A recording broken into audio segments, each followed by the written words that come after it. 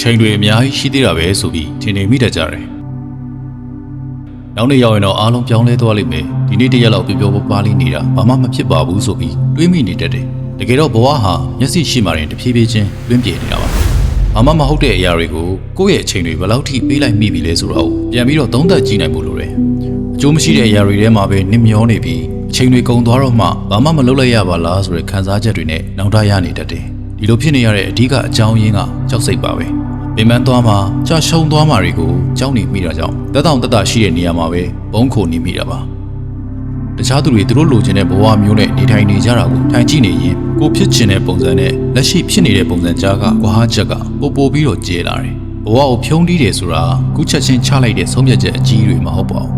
မနှက်ပြန်မလုံးမယ်နည်းနည်းလောက်နားလိုက်ပါဦးမယ်ဆိုတဲ့အကြောင်းအရာတေးသေးလေးတွေကနေစပြီးအပြေးတန်းလွယ်ကူတဲ့လမ်းကိုပဲရွေးပါများပြီးဘဝတစ်ခုလုံးအလားဟတ်သက်ဖြစ်သွားတာမျိုး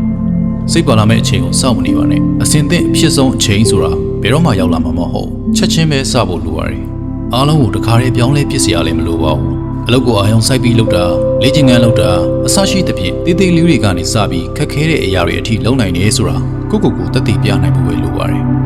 အပြောင်းလဲဆိုတာတညရဲနဲ့အကြီးအကျယ်ဖြစ်လာတာမျိုးမှမဟုတ်ပဲနေတိုင်းလုံးနေတဲ့ဆုံးဖြတ်ချက်တေးသေးလေးတွေအပေါ်မှာပဲမူတည်နေတာပါတက်တောင့်တက်တာဖြစ်ပြီးရက်တန့်နေတာထက်စာရင်ပင်ပန်းပြီးတိုးတက်မဲ့လမ်းကိုပဲရွေးချယ်ပါ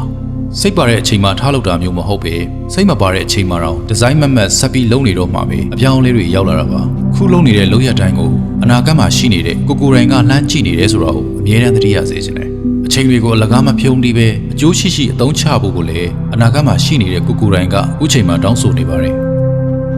ဒီရချင်းစီတိုင်းဟာဘဝအတွက်အရန်အရေးကြီးတယ်လို့အဲ့ဒီရက်တွေကုံဆုံးသွားတော့မှပြန်လိုချင်လို့မရတော့ပါဘူးနောက်ကြောင်းပြန်လှည့်လို့လည်းမရနိုင်တော့ဘူးဒါကြောင့်မနှက်ဖြန်မှနောက်အပတ်မှဆိုပြီးရွှေ့ဆိုင်နေတာတွေကိုအခုပဲရက်လိုက်ပါအပြောင်းလဲကိုစတင်မှုအတွက်အချိန်ကောင်းကိုစောင့်မနေပဲခုချက်ချင်းစလိုက်ပါဒီနေ့ဟာအကောင်းဆုံးနေ့ပဲဘာမဟုတ်တဲ့အရာတွေမှာအချိန်ဖြုံးနေတာတွေကိုအဆုံးသတ်ပြီးတကယ်လက်တွေ့ကြတဲ့ဘဝမှာဒီနေ့ပဲစတင်နေထိုင်လိုက်ပါ